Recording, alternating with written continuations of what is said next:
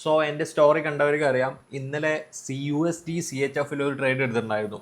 അതിൻ്റെ break down video ആണ് ഞാനിപ്പോൾ ഈ വീഡിയോയിൽ പറയുന്നത്.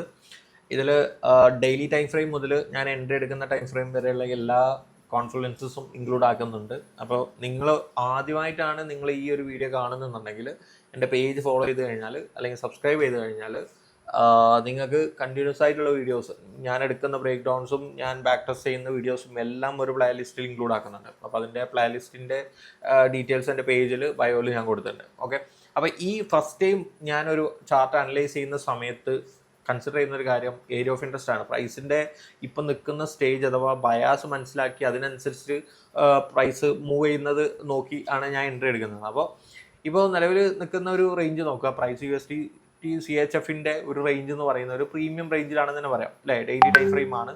പ്രീവിയസ് ആയിട്ടുള്ള ഒരു പ്രീവിയസ് ആയിട്ട് നോക്കുന്ന സമയത്ത് മാർക്കറ്റ് ഒരു ചെറിയ രീതിക്ക് ഒരു ഒരു ഡൗൺ മൂവ്മെൻ്റ് ആണ് കാണുന്നത്. ഓക്കെ, ഇവിടെ ഒരു ലോ എക്സിസ്റ്റിംഗ് ആണ്. ഓക്കെ, അപ്പോൾ ഈ ഒരു ലോ ടേക്ക് ഔട്ട് ചെയ്യാനുള്ള ഒരു അറ്റംപ്റ്റ്, ഒരു ഷോർട്ട് മൂവ്മെൻ്റ് ആണ് ഞാൻ എക്സ്പെക്ട് ചെയ്യുന്നത്. ഞാൻ ഡെയിലിയിൽ ഒരു ഡൗൺ മൂവ്മെൻ്റ് ആണ് എക്സ്പെക്ട് ചെയ്യുന്നത്. അതുകൊണ്ട് തന്നെ ഒരു 4 hour POI എൻ്റേത് വ്യൂ വരുന്നത് ആക്ച്വലി ഇതൊരു BSL ടേക്ക് ഔട്ടാണ്. ഓക്കെ, ഒരു BSL എടുത്തിട്ടുള്ള ഒരു മൂവാണ് ഞാൻ എക്സ്പെക്ട് ചെയ്യുന്നത്. അപ്പോൾ ഇവിടെ നിങ്ങൾക്ക് 4 hourലല്ല 1 hourൽ ഒന്നുകൂടെ ഒരു ഷ്രിങ്ക് ചെയ്ത് കഴിഞ്ഞാൽ നിങ്ങൾക്ക് മനസ്സിലാക്കാൻ പറ്റും.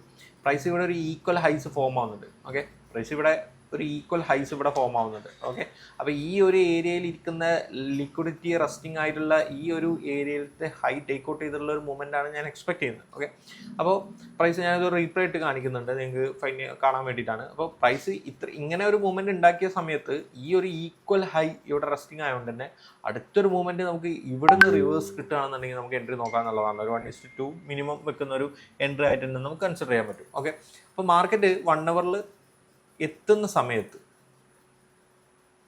ആ ഒരു BSL സ്വീപ്പ് ചെയ്ത ടൈമിലാണ് എൻട്രി പ്ലാൻ ചെയ്യുന്നത്. ഓക്കെ, ഈ ഒരു BSL ടേക്ക് ഔട്ട് ചെയ്തു, ഇവിടെ ഒരു ഈക്വൽ ഹൈസ് ഉണ്ട്. ആ ഒരു BSL ടേക്ക് ഔട്ട് ചെയ്ത സമയത്ത് ഞാൻ ചെറിയ ടൈം ഫ്രെയിമിലോട് സ്വിച്ച് ചെയ്യുന്ന സമയത്ത് മാർക്കറ്റ് നല്ല രീതിക്ക് എന്നിട്ട് ഒരു റിവേഴ്സ് സൈഡിനുള്ളിൽ തന്നെയാണ് ക്ലോസ് ചെയ്തിട്ടുള്ളത് അല്ലേ. ഈ ഒരു റേഞ്ചിനകത്ത് തന്നെയാണ് ക്ലോസ് ചെയ്തിട്ടുള്ളത്. നേരെ എൻ്റെ 3 minute എൻ്റെ എൻട്രി വന്നിട്ടുണ്ടായിരുന്നത്. എൻട്രിയിൽ ഇവിടെ ഒരു മാർക്കറ്റ് സ്ട്രക്ചർ ഷിഫ്റ്റ് കിട്ടിയിട്ടുണ്ട്.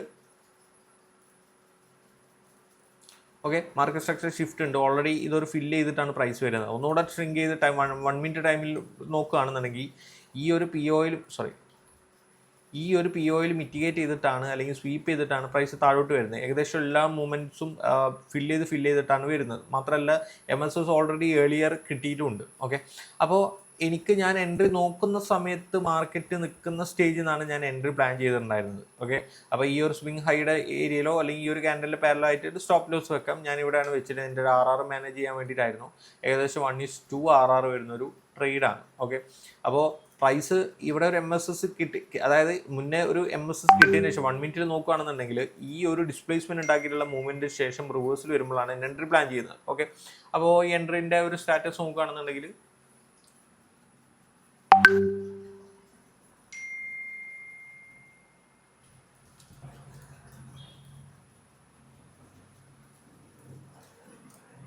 ഓക്കെ, ആ ഒരു നമ്മൾ പ്ലാൻ ചെയ്തിട്ടുള്ള ആ ഒരു ഏകദേശം റേഞ്ച് വരെ പ്രൈസ് വന്ന് തിരിച്ചു കയറി പോവുകയും ചെയ്തു. ഓക്കെ, അപ്പോൾ നമ്മൾ ഒരു എൻട്രി പ്ലാൻ ചെയ്യുന്ന സമയത്ത് ഒരു മൾട്ടിപ്പിൾ ടൈം ഫ്രെയിം വെച്ചിട്ട് അനലൈസ് ചെയ്തിട്ടുള്ള ഒരു പ്ലാൻ ആണെന്നുണ്ടെങ്കിൽ മാർക്കറ്റിൽ നല്ല രീതിക്കുള്ള ഒരു മൂവ്മെൻറ്റ് തന്നെ എക്സ്പെക്ട് ചെയ്യാൻ പറ്റും. ഓക്കെ, അപ്പോൾ ഞാൻ ഈ ഒരു ലോ ഇവിടെ എക്സിസ്റ്റിംഗ് ആയതുകൊണ്ട് ഞാൻ മാർക്ക് ചെയ്ത് വെച്ചിട്ടുണ്ടായിരുന്നു. ഈ ലോ എന്നെ ടേക്ക് ഔട്ട് ചെയ്തിട്ടാണ് പ്രൈസ് അതിൻ്റെ റിയൽ മൂവ് സ്റ്റാർട്ട് ചെയ്തിട്ടുള്ളത്. ഓക്കെ, അപ്പോൾ നമുക്കൊരു സഡനായിട്ട് ഒരു 1:2 ഒക്കെ എയിം ചെയ്യുന്ന ഒരു ട്രേഡ്സ് ആണെന്നുണ്ടെങ്കിൽ ഇത്തരം മൂവ്മെൻറ്റ്സ് നമുക്ക് ചെയ്യാൻ പറ്റും. ഓക്കെ, അപ്പോൾ ഡെയിലി ബയാസ് നിന്ന് ഞാൻ അലൈൻഡ് ടൈം ഫ്രെയിം ആയിട്ടുള്ള എൻ്റെ എൻട്രി ടൈം ഫ്രെയിമിലോട്ട് വരുന്ന സമയത്ത് ഞാൻ പ്ലാൻ ചെയ്ത ഏകദേശം അതേ ഡയറക്ഷൻ തന്നെയാണ് മാർക്കറ്റ് പോയിട്ടുള്ളത്.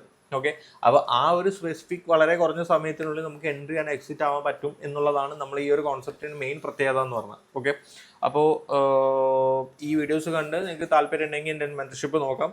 സോ ഞാൻ യൂസ് ചെയ്യുന്ന സ്ട്രാറ്റജീസ് മാത്രമാണ് ആ ഒരു വീഡിയോയിൽ ഇൻക്ലൂഡ് ആക്കുന്നത്. ഓക്കെ, അപ്പോൾ നമുക്ക് നെക്സ്റ്റ് വീഡിയോയിൽ കാണാം. അപ്പോൾ ബൈ.